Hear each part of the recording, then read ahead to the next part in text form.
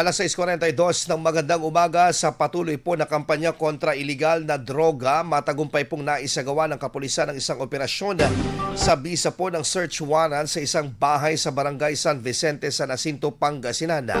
Nakumpiska mula sa isang lalaki po ang 8 sachet ng hinihinalang mga shabu na may tinatayang bigat na 12.40 grams at kabuang halaga po nito ay humigit kumulang na 84,320 pesos.